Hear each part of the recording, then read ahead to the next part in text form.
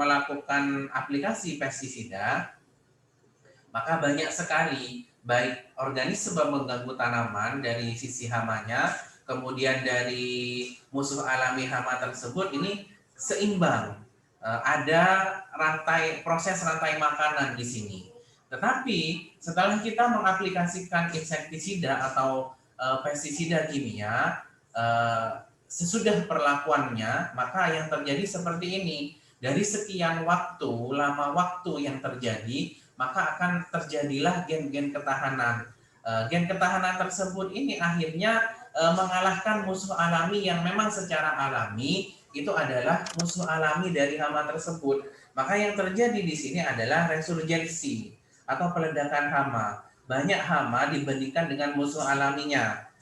Sedangkan musuh alaminya di sini sudah minoritas, maka ini pun untuk musuh alaminya ini tidak bisa untuk melangsungkan kehidupannya atau perkembangannya. Maka yang terjadi adalah peledakan hama yang begitu pesatnya di sini. Ini adalah efek negatif yang ditimbulkan dari pestisida. Kemudian untuk yang ketiga yaitu peledakan hama sekunder, di mana sebelum perlakuan secara alamiah antara musuh alami dan OPP-nya ini katakanlah seimbang.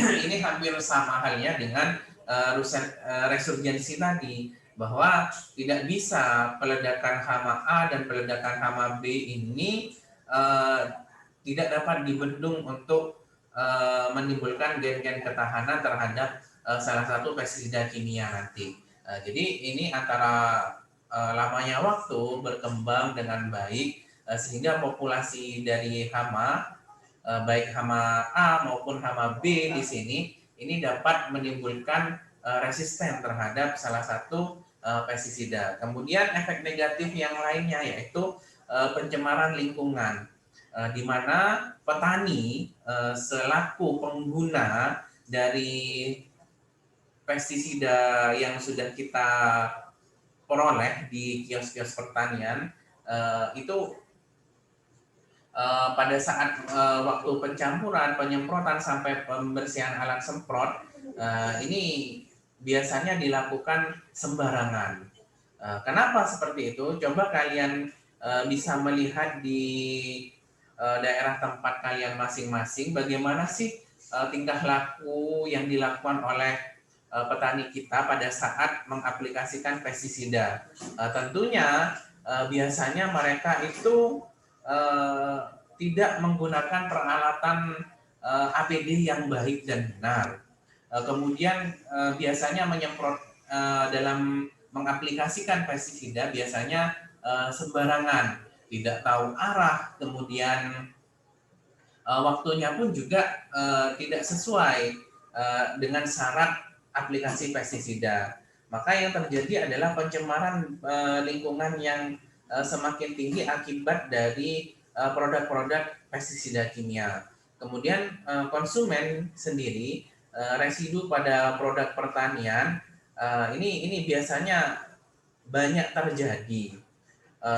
Bekas yang ditimbulkan dari bahan aktif pestisida itu biasanya berkepanjangan sehingga menimbulkan residu-residu dari produk pestisida kimia ini tertinggal pada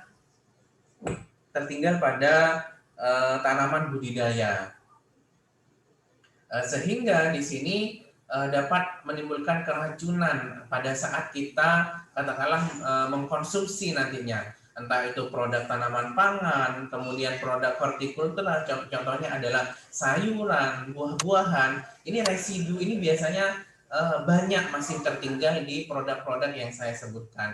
Ini sehingga dapat menimbulkan kerugian pada konsumen atau pada kita pada saat kita mengkonsumsi bahan-bahan produk-produk yang saya sebutkan tadi. Kemudian lingkungan, entah ini orang, petani, kemudian hewan di sekitarnya seperti arthropod yang berada di dalam tanah, kemudian udara, air, saat mencampur sampai selesai penyemprotan, ini biasanya tidak melihat ke arah sana petani dalam mengaplikasikan pestisida.